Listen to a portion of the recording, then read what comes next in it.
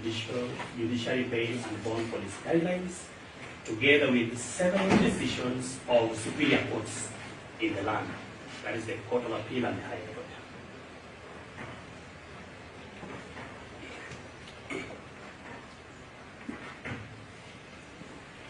And Your Honor, that the list provided in the judiciary bail and bond policy guidelines is not exhaustive.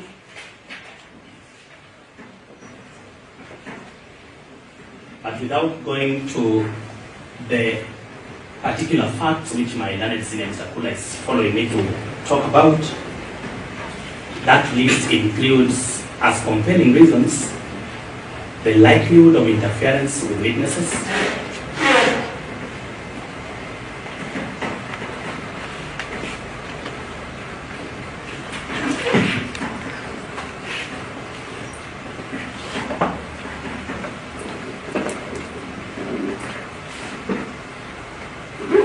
the likelihood to interfere with ongoing investigations,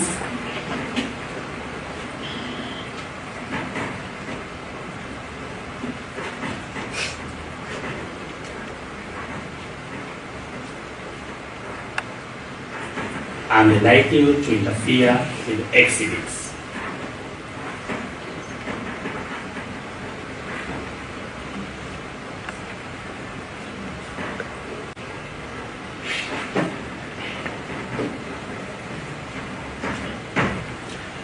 In concluding on the legal issues, the primary purpose of bond is to ensure that an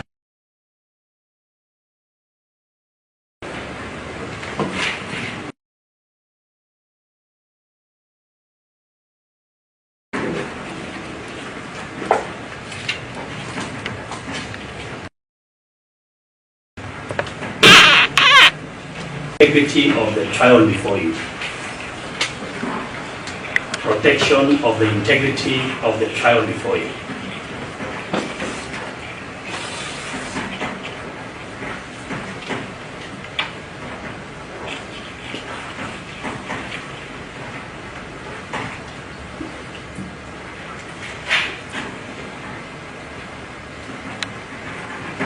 So that, Your Honor, even where it is shown that an accused person shall turn up for trial,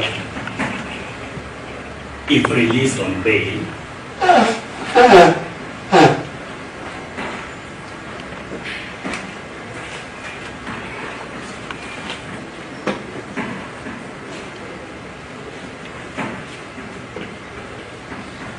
where releasing an accused person on bail will prejudice the integrity of the trial.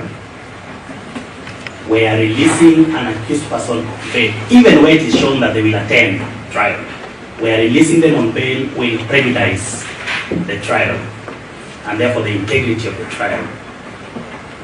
This court has a reason, a compelling reason to deny them bail.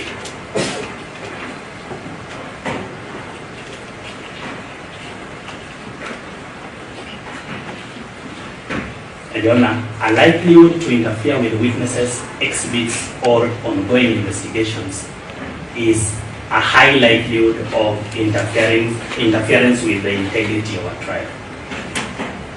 That is our submission.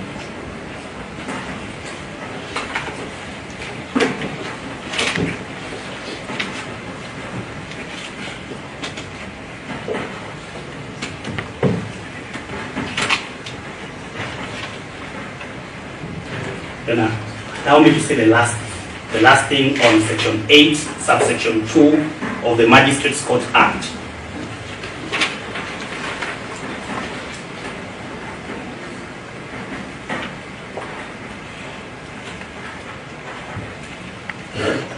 Section 8, subsection 2 of the Magistrates Court Act deals with the court's jurisdiction, I mean subordinate court's jurisdiction, to enforce Bill of Rights or questions of interpretation relating to Bill of Rights.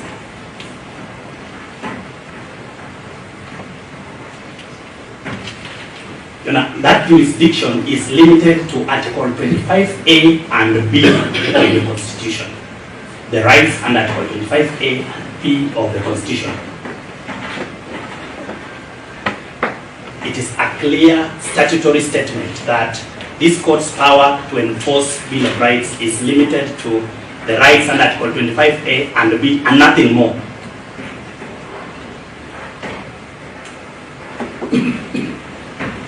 So that, Your Honor, reference to constitutional provisions as regards Article 49 on bail can only be made in respect of 25A and B. Anything outside of that is outside your jurisdiction, and where you have no jurisdiction, you pen down on those questions of constitutional interpretation if raised. I am honored to appear before you. I thank you and invite my learned senior, Mr. Akula.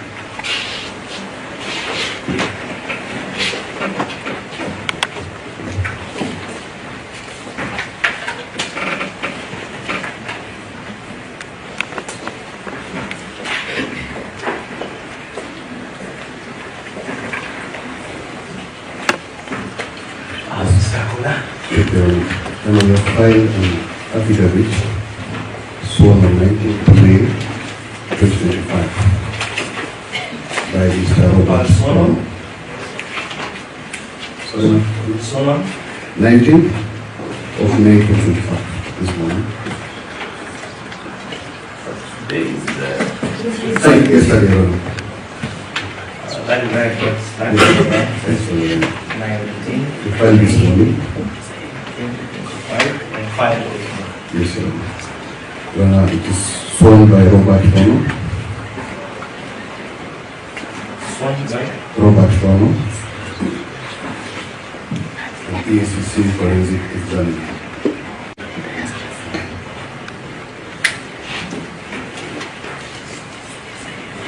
There are the factual reasons or grounds to reject bail are defined from paragraph 1 to paragraph 12. However,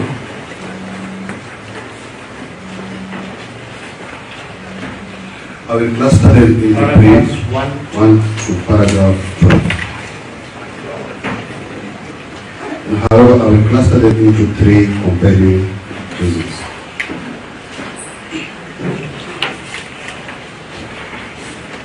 The first one,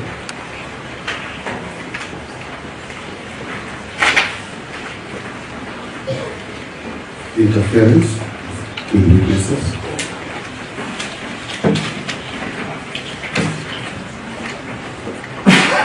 The second one, public safety.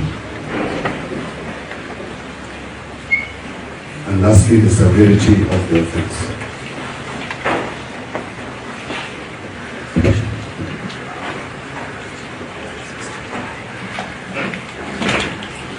For the first compelling reason, my Lord, Your Honor, we submit that subject to this case, there are other ongoing investigations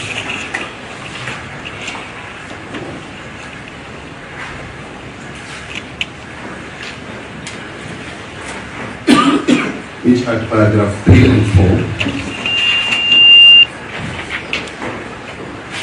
confirm that paragraph 3 and paragraph 4 of the affidavit confirm that the accused person, through his agents, the accused person, through his agents, attacked EACC and LPS officers in lawful exercise of their duties.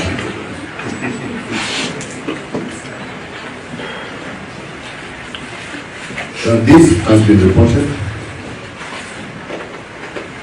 and is captured under annexure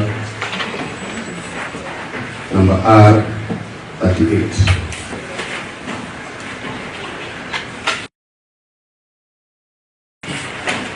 At Kitale Police Station.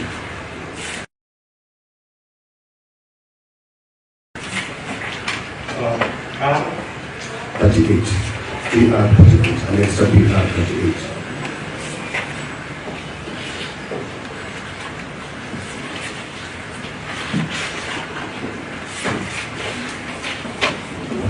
Your Honor, we have annexed photographs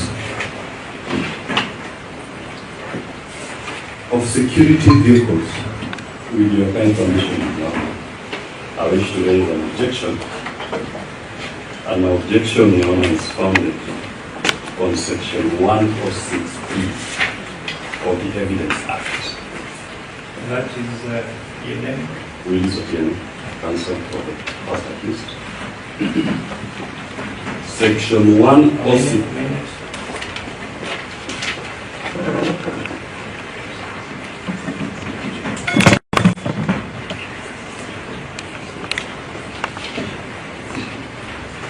Yes, Tom. Section 106B On electronic evidence. on electronic evidence. You get your time. No, I wanted to raise an objection because it's time to refer to it. You get your time, let him continue. Also, we have a next Please, I want to conclude the direction first.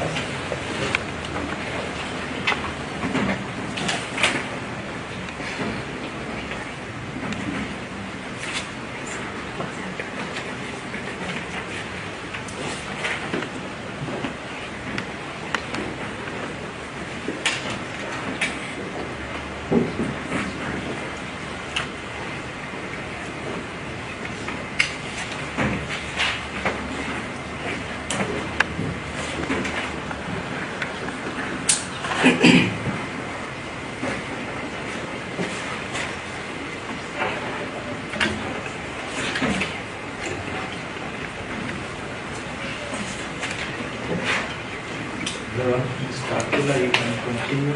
Yes, Your Honor. We have next a series of photographs marked as RR1 to RR37. One, two, R, 37. 37. Your Honor, those photographs depict vehicles belonging to EACC, National Police Service,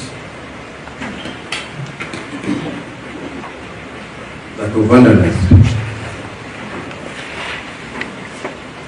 at the residence of the accused person.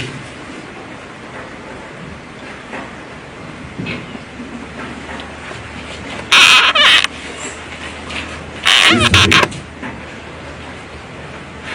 when the officers were executing their lawful mandate.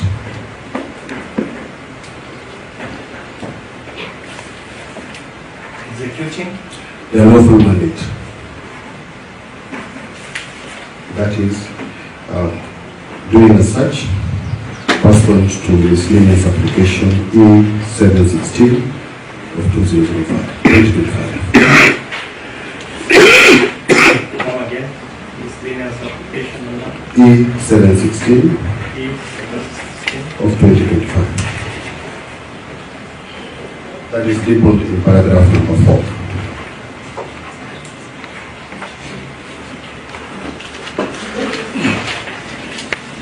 You know, photographs RR3 to RR10. RR3 to RR10. They depict motor vehicle KCH 046T. Come again. 046T. After it had been vandalized.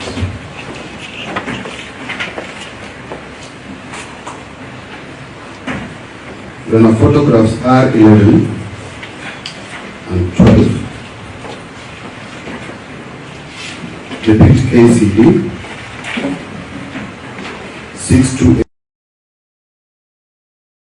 628X. Photograph R11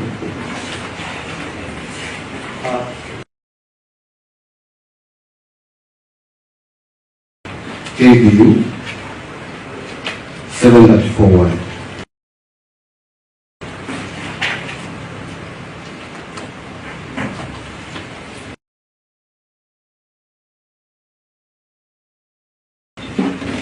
And photographs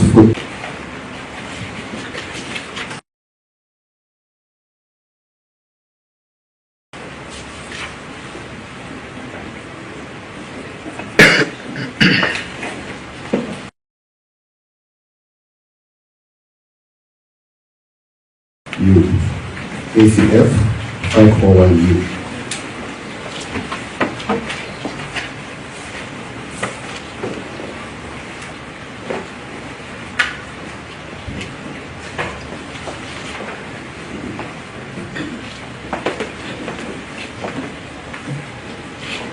Run at paragraph 7 and paragraph 8, the officer depots. Sorry? At paragraph 7 and paragraph 8, Mr. Ronald depots in these vehicles. Important documents were taken.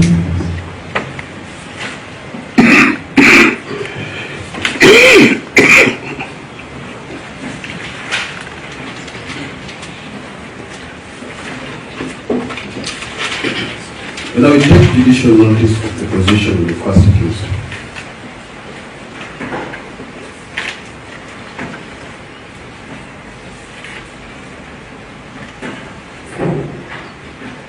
The witnesses in this case, Your Honor, upon disclosure,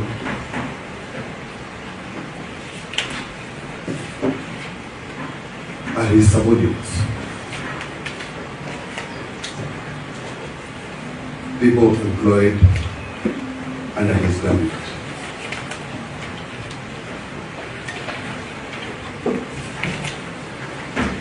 What is the test of interfering with witnesses? It is not beyond reasonable doubt. The test is just a reasonable prospect that the accused may chamber with the witnesses. The test is? A reasonable prospect that the accused person will tamper with the witnesses or the evidence. Perhaps, and I'm aware of the directions they've given about the death problem. Perhaps we need your guidance whether counsel can go outside the content of his affidavits and claim to bring averments that are not contained in the affidavits, because that will prejudice us in terms of our response. Because there is no averments in the affidavits that affects that the proposed witnesses are the subordinates of the government. I'll give a guidance again. Wherever you pick along the way from both submissions, kindly bundle them together. Once you rise, I expect that you address all the issues in one sweep. I wonder. But let me record you first. Spectacular witness concern. Please record his objection.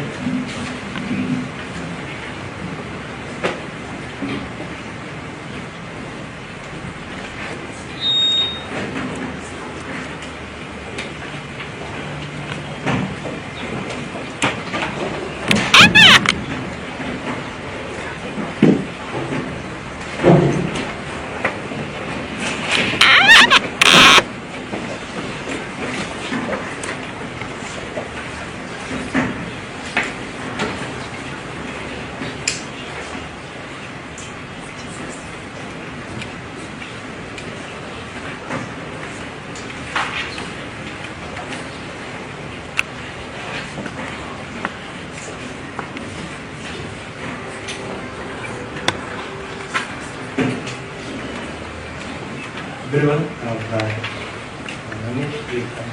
will repeat your honor. How long, boy? I thought we were going to take 3 minutes. Now we are going to, we sit here the whole day, just off the car. How long more? I'll tell you, sir. Just summarizing it. 10 minutes.